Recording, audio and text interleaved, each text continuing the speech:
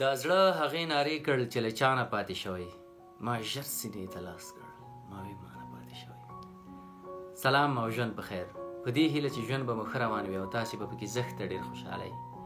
د غمونو، مرګونو، بدرنګیو، اندېښنو په دې پیکه پیکه ماحول کې راځئ نن د ښاغلي اجمل اند یو مینهوړی، خوندور، په زړه پورې او زښته ډېر له ژوند، خوشحالۍ او مینې ډک نظم واورو. خوند پرې واخلو، غم پرې غلط کړو او ژوند ته مو لږه تمه، هیله او امید پیدا کړي. راځئ چې نظم سره واورو.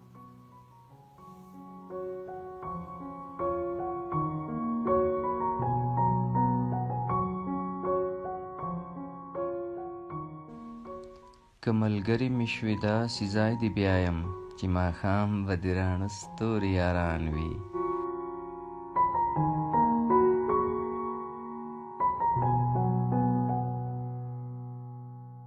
ژوند به ګرځنده تصویر وي د رنګونو، ژوند به ګرځنده تصویر وي د رنګونو، ګلابونه به د ذهن کې روان وي.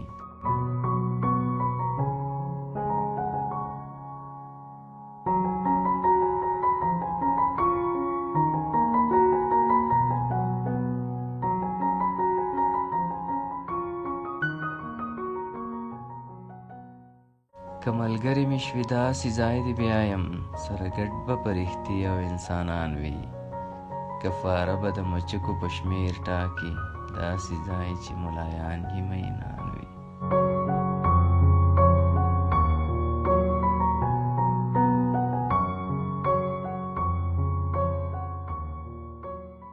که ملګري مې شوې داسې ځای دې بیایم چې پاچا به یې کوڼ نه وي په غوږونو، وزیران به یې په دوو سترګو بینا وي او پوهیږي به د درد په حسابونو.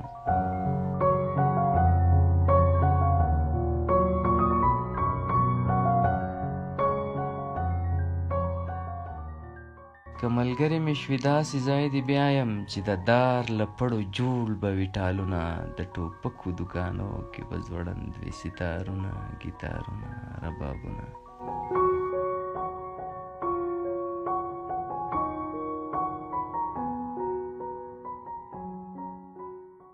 که ملګري مې شوې داسې ځای دې بیایم چې واکمن به څوک د بل د ایمان نه وي، هر سړی به خپل ضمیر ته ځواب وایي، په ټول ښار کې به قاضي او زندان نه وي.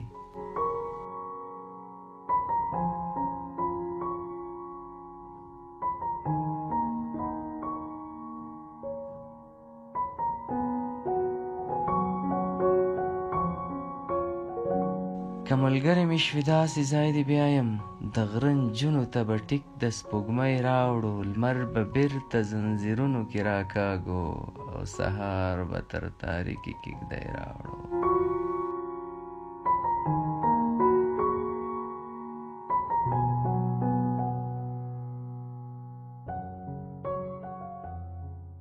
که ملګري مې شوې داسې ځای دې بیایم چې ترې راوړو بیرته نوي ارمانونه، د دیوانو له منګلو به راخلاص کړو د دې غره د ښاپېریو ورک خوبونه.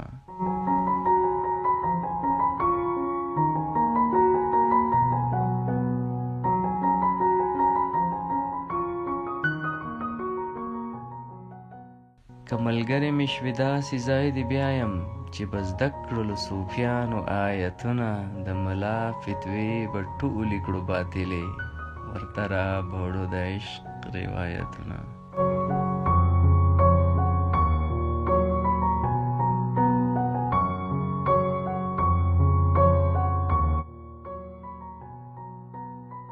که ملګري مې شوې داسې ځای دې بیایم چې ماښام به د راڼه ستوري یاران وي، ژوند به ګرځنده تصویر وي د رنګونو.